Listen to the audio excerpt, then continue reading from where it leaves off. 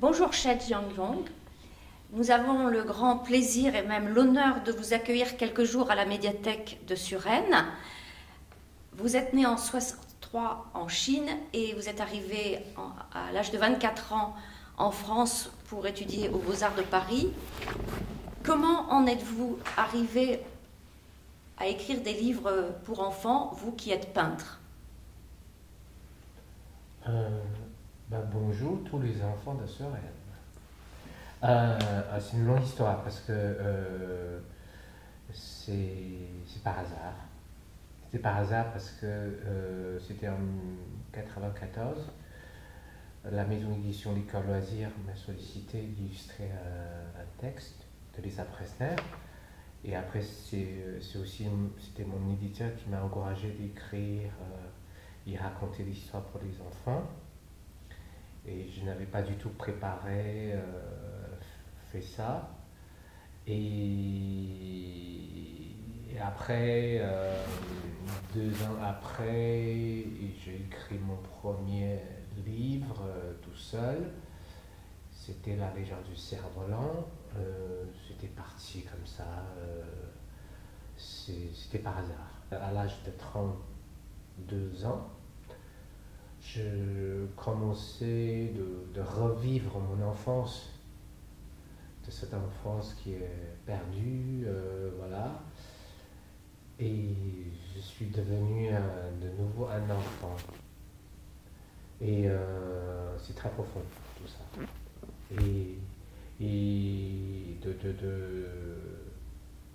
écrire, raconter l'histoire pour les enfants, c'est aussi pour moi.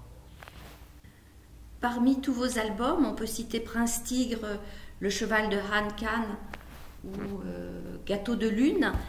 Comment écrivez-vous ou dessinez-vous? Est-ce que c'est le texte avant les dessins? Est-ce que ce sont des images qui s'imposent à vous?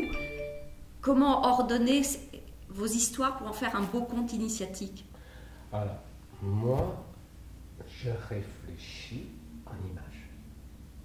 Déjà ça. Et parce que je crois c'est déjà dans l'écriture chinoise, comme j'ai expliqué aux enfants aujourd'hui, l'écriture chinoise, ce sont des idéogrammes, ce sont des dessins. Et par exemple, quand on écrit l'amour, il y a une maison, dans la maison, il y a le cœur et l'amitié. Et donc, c'est toujours des compositions des images. Donc, moi, quand je réfléchis beaucoup en images. J'écris avec mes images. Je dessine avec mes textes pour faire un livre. Très belle formule. C'est aussi la discussion éternelle dans notre métier de ce rapport image-texte. Et quand on fait des albums, on doit travailler sur ça, comment raconter une histoire avec des images et puis aussi avec le texte en même temps. Et bien sûr, les images, c'est le plus important. Vous voyagez de par le monde, vous rencontrez des enfants dans des pays aussi différents que l'Ukraine, le Liban, le Maroc. Que ressentez-vous? Qu'est-ce que vous apportent ces échanges avec les enfants? C'est plutôt les enfants qui m'apportent beaucoup, c'est pas moi. Et moi, parce que j'aime beaucoup les enfants. Ça, c'est vraiment quelque chose, c'est un amour inconditionnel vers les enfants. Pour moi, j'ai envie de le protéger, j'ai envie de tout donner, l'accompagner avec mes moyens. Et donc, quand je voyage dans le monde entier, je rencontrais tous les enfants de toutes les nationalités. Et c'est eux qui m'a appris plein de choses. C'est eux qui m'apportent beaucoup de force, Aussi, c'est eux qui m'ont donné des raisons à continuer d'écrire, de dessiner pour eux. Et c'est un échange, un partage. Et aussi, c'est mes devoirs aussi en tant qu'adulte et un citoyen du monde, c'est peut-être un grand mot, mais de le transmettre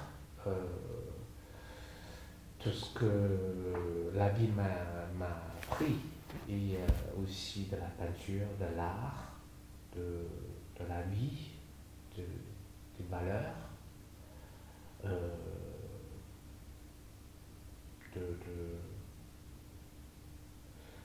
voilà, des valeurs